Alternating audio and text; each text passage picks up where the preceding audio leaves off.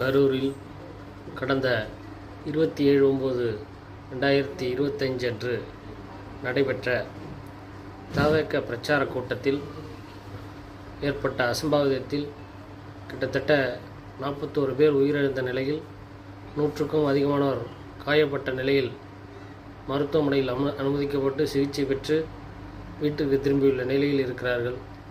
அந்த சம்பவத்தில் தொடர்புடைய அந்த கட்சியினுடைய பொதுச் செயலாளர் திரு புஷி ஆனந்த் மீதும் மற்றும் துணை பொதுச் செயலாளர் நிர்மல்குமார் உள்ளிட்ட தவேக நிர்வாகிகள் மீது வழக்கு பதிவு செய்யப்பட்டது.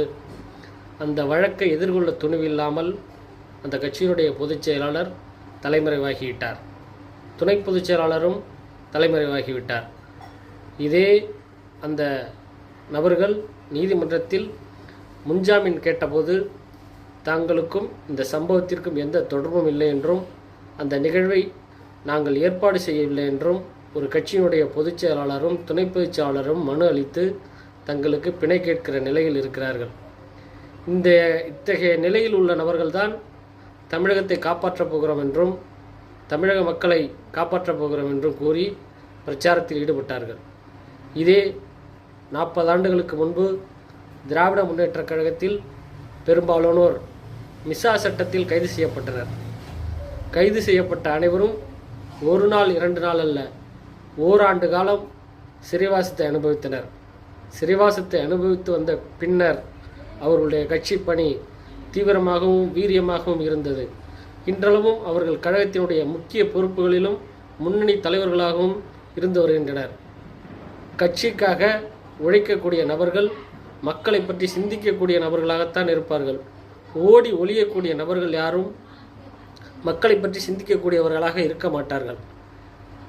கட்சியினுடைய பொதுச் செயலாளரே ஓடி ஒளியும் போது அதற்கு அடுத்த கட்டத்தில் இருக்கிற மாநில நிர்வாகிகள், மாவட்ட அளவில் உள்ள மாவட்ட செயலாளர்கள் மற்றும் நிர்வாகிகள், அவர்களுக்கு கீழ் பணிபுரியக்கூடிய ஒன்றிய நகர பேரூர் கழகத்தினுடைய செயலாளர்கள், நிர்வாகிகள், அடிப்படை கட்டமைப்பில் உள்ள கிளைக்கழக வார்டு செயலாளர்கள் எந்த அளவில் தங்களுடைய இயலாமையை காட்டும் விதமாக இருப்பார்கள் என்பதை தமிழக மக்கள் எண்ணி பார்க்க வேண்டும்.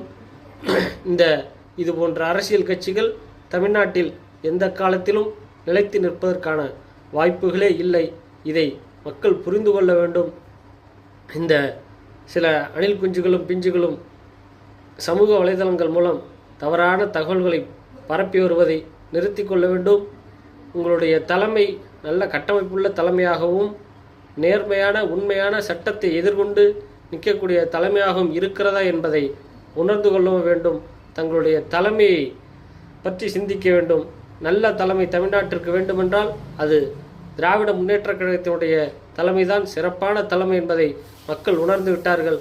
அதை அனைத்து தரப்பினரும் உணர்ந்து கொள்ள வேண்டும் என்று கேட்டுக்கொள்கிறோம்.